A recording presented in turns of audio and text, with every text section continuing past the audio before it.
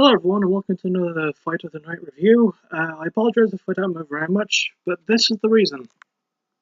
There's a cat on my lap. So now you know, and I don't want to stab him, he's so cute. I'm going to keep him there while I'm talking about the Fight of the Night, which was at UFC 230, the third in hopefully a long series of events at the Madison Square Garden in New York. And the Fight of the Night in question was the co-main event of this card, which was between Chris Weidman, who's from New York, and Jacare Souza, who won by TKO in round 3 at 2 minutes and 46 seconds. And as always, I'll talk about it round by round, try to break it down for you, and try to tell you what I can. So, obviously, start with round 1. They both got decent innovations. I mean, Souza's a great fighter, but Weidman's the hometown hero, not Hotown. That's something else. Don't go to Hotown, trust me. And yeah, round 1 starts, they touch gloves, and it's a pretty solid story. I definitely give Weidman more round 1. There's not really a lot I can say about round 1, but it was exciting enough. It was on the feet the entire time. There was like a brief moment where they did share a clinch and Souza went for a knee that looked like it landed, but it turns out the replay it missed. And there were some great moments where they did exchange blows as well. Weidman managed to break through Souza's guards. Weidman was using his double right hand really well, which is really good technique of his, and Souza was using his leg kicks really well in round 1, but he wasn't really masking them with anything.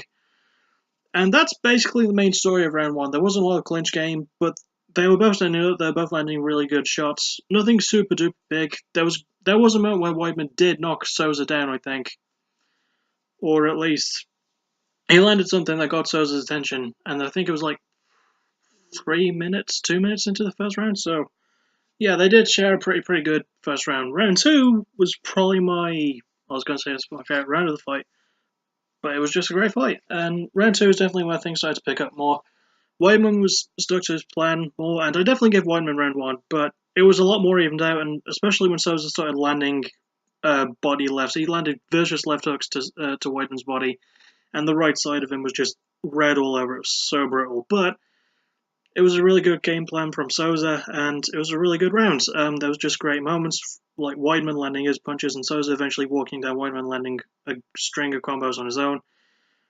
Yeah, I'm going to be repeating myself a lot for this review, but it was a genuinely good fight. Probably, I know I'm spoiling it for my review. It's probably not my top 10 of the years, but it was just really good. It's just, I can't really think of a whole lot. This was more of a moments fight, if anything. Aside that look of review round 3, I haven't even got there yet. But yeah, this was more of a moments fight, where round 1 was like, it got a good build. Round 2, that build continued, and round 3, it built up more and more. So round 2, they did start exchanging a lot more as well and standing up, and Souza's nose was messed up as well. Like, it was pretty bloody, and Weidman wasn't really wearing a lot of damage on his face, but his body did take a lot, especially, like, he got leg kicked really good as well. He got leg kicked something fierce, so he did. And yeah, it was just a really solid round. I slightly give it more in edge to Weidman, though. I give Weidman this entire fight until the finish happened in round 3. But yeah, it was just a really good, solid round, and once again, I quite enjoyed it, and it built up on what they started in round 1, but with more of a story, with Souza landing the body shots and also landing more of an overhand right, which was something he was trying to land more in round 1, but the more he threw it, the easier it got to land it, especially with him taking advantage of Weidman's angles. It was really smart right-handing, as I like to call it, even though I've never called it that before, but there you go. Then round 3, and once again the war continued. They shared rare clinches. Like, there was a couple of moments in rounds 2 and 1 where they clinched, and Weidman landed his brilliant right uppercut. Weidman's got one of the best right uppercuts I've seen.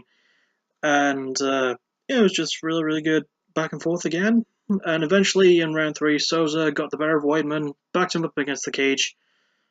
And actually, there was a moment I don't want to talk about. I think it was in round 2, where there was a clinch, and Weidman had Souza against the cage, and Souza was blatantly grabbing the fence. So that wasn't...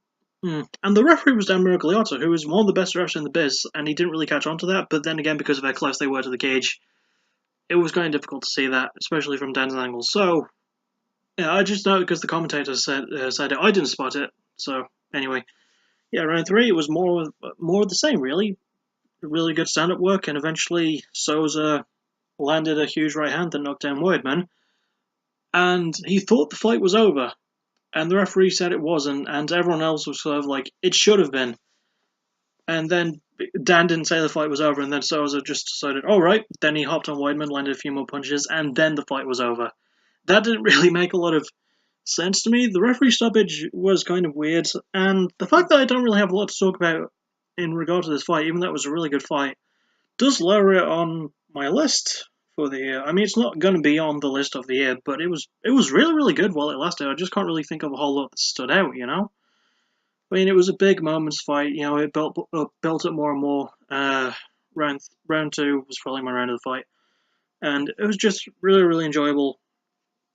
Really good stuff, and like the sudden ending was nice. I would have preferred it if the right hand was it, and then the ref stepped in. But it was a weird finish, and I don't know. I don't hate the fight though. I mean, I really, really enjoyed it. I had fun watching it. That's the point of these reviews, that I have fun watching them. It's just when it comes to Fight of the Nights, especially those that do end in finishes late in rounds, late in fights, I like more consistency. I like a consistent fight that's great all the way through, even if the fighters are tired and they get more tired near the end of it. I prefer that kind of fight to, yeah, let's just conserve it for now and then we'll save the big stuff for later. This was a rare example of mixing up both in a decent way, and I liked it. I don't really have any complaints, but I don't really have anything that stood out. I just liked it. I wasn't super crazy about it. But Weidman and Souza are still two of the best in the world, and the fact that they put on the fight of the night for the card, that was to be expected. So, yeah, don't got a lot else to say. I'll see you probably Thursday, unless I get my What a Concept episode written before then, because I've started writing it a lot more now. So yeah, I'll see you all for the next video, whatever that will be, and so he will be there too, probably. I don't know. Thank you for watching. You're awesome. Bye bye.